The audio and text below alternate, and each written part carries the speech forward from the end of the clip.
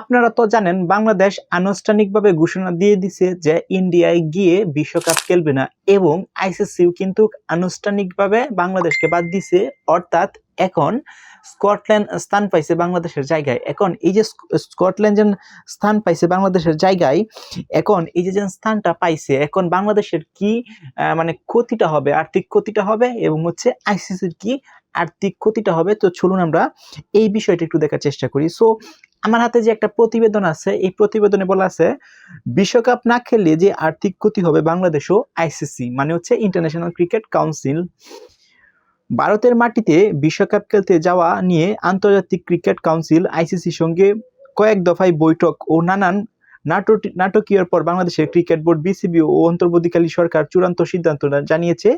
নিজেদের অনড় অবস্থার কথা উল্লেখ করে ক্রীড়া উপদেষ্টা ও বিসিবি সভাপতি বলেন, ভারতে নয় কেবল শ্রীলঙ্কার মাঠে হলে বিশ্বকাপ খেলবে বাংলাদেশ।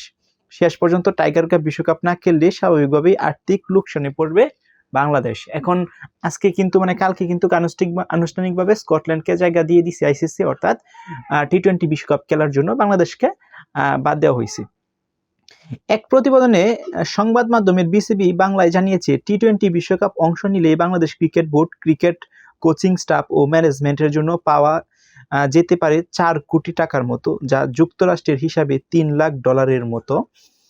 তবে সেরা 12 দলের মধ্যে থাকতে পারলে কোনো দল পাবে 5.5 কোটি টাকারও বেশি, অর্থাৎ $4,50,000।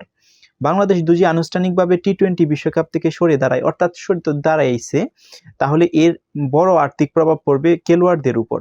অর্থাৎ এই বাংলাদেশের যে খেলোয়াড়গুলো আছে, এই খেলোয়াড়রা যদি এই ম্যাচগুলা খেলে বিশ্বকাপে, তাহলে হচ্ছে এই টাকাগুলো পাইতো এবং এই আর্থিক যেন একটা ক্ষতি, সেটা হচ্ছে বাংলাদেশ যারা ক্রিকেট টিম আছে, অর্থাৎ বিশ্বকাপে যারা খেললো হইলে তাদের ক্ষতিটা কিন্তু হবে। সো এটার জন্য আপনারা জানেন বাংলাদেশের ক্রিকেটার যারা আছে, খেলোয়াড় যারা আছে, তারা কিন্তু চাইছিল বিশ্বকাপটা খেলতে।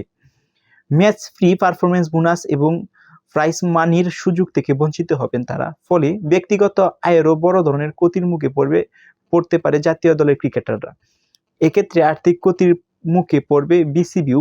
আইসিসির কাছ থেকে 3 লাখ থেকে 5 লাখ মার্কিন ডলার অংশগ্রহণ ফি পাওয়ার কথা। অর্থাৎ একটা দেশ যখন একটা মানে আন্তর্জাতিক ক্রিকেট টুর্নামেন্ট, অর্থাৎ আইসিসি যে সময় টুর্নামেন্টটা আয়োজন করে, তখন দুই একটা দেশ বা কোয়ালিফাই একটা দেশ যদি এখানে অংশগ্রহণ করে, তাহলে হচ্ছে কিছু পরিমাণ টাকা পায়। অর্থাৎ 5 কোটি টাকা বলা আছে আইসিসির কাছ থেকে 3 লাখ থেকে 5 লাখ মার্কিন ডলার পাওয়ার কথা ছিল।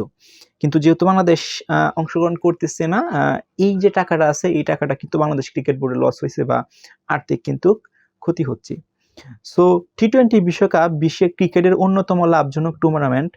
এই আসরে অংশগ্রহণ না নিতে পারলে খেলোয়াড় ও বোর্ড উভয়ের মধ্যে আর্থিক প্রভাব হবে উল্লেখযোগ্য। বাংলাদেশ না খেললে সম্প্রচার ও স্পন্সরশিপ আয়ের প্রভাব পড়তে পারে। হ্যাঁ, বাংলাদেশ যে ক্রিকেটগুলো যেন আছে, ক্রিকেটগুলো কিন্তু হাজার হাজার লক্ষ লক্ষ কোটি কোটি মানুষের দেখেছো, এই যে এইগুলো যেন লাইভিং দেখা হয় বা সম্প্রচার করা হয়, এই টিভি চ্যানেলগুলো কিন্তু একটা লাইভ করে এবং হচ্ছে স্পন্সরশিপ যারা আছে বা বিভিন্ন কোম্পানি যারা স্পন্সর করছে, তাদেরও কিন্তু এই যে স্পন্সরশিপের যে টাকাগুলো আছে, সেগুলো কিন্তু লস হবে। ভারতীয় উপমহাদেশে বাংলাদেশের ম্যাচগুলো সাধারণত ভালো টেলিভিশনের দর্শক টানে। এসব ম্যাচ না হলে বিটিআর ঋণ কমান আশঙ্কা রয়েছে। এতে বিজ্ঞাপনদাতা ও স্পন্সরের আগ্রহ কমে যেতে পারে। সাবেক ক্রিকেটার ও ধারাভাষ্যকাররা ইতিমধ্যে আশঙ্কা প্রকাশ করেছে, বাংলাদেশের ম্যাচ কম হলে টুর্নামেন্টের সামগ্রিক বাণিজ্যিক মূল্য কমে যাবে। এছাড়া ম্যাচ প্রতি বাংলাদেশ ক্রিকেটাররা সর্বনিম্ন 2.5 লাখ টাকা আয় করেন একটি আন্তর্জাতিক ক্রিকেট ম্যাচ খেলে। সো এই যে টাকাগুলো আছে, এই টাকাগুলো কিন্তু বাংলাদেশ ক্রিকেট বোর্ড এবং বিশেষ করে বাংলাদেশের জাতীয় দলের ক্রিকেটাররা কিন্তু সেখান থেকে বঞ্চিত হচ্ছে। সো এই হচ্ছে বিষয়। বাংলাদেশ যেহেতু অংশগ্রহণ করবে না, এই আর্থিক ক্ষতিটা কিন্তু বাংলাদেশের পড়তে হবে এবং ভারতের তো ডেফিনেটলি আর্থিক ক্ষতি হবে, কারণ যেহেতু বাংলাদেশে যা খেলতেছে না ম্যাচগুলো, সো বাংলাদেশ ম্যাচগুলো ভারতে যা খেলতেছে না, সেখানে সম্প্রচার বা লাইভিং একটা বিষয় থাকে, স্পন্সরশিপের বিষয় থাকে, স্টেডিয়ামে যে দর্শকরা খেলা দেখে সেখানে ক্রিকেট মূল্য একটা বিষয় থাকে। সো বাংলাদেশের থেকে কিন্তু ইন্ডিয়া বা ভারত বেশি পরিমাণ আর্থিক ক্ষতির মুখে পড়বে।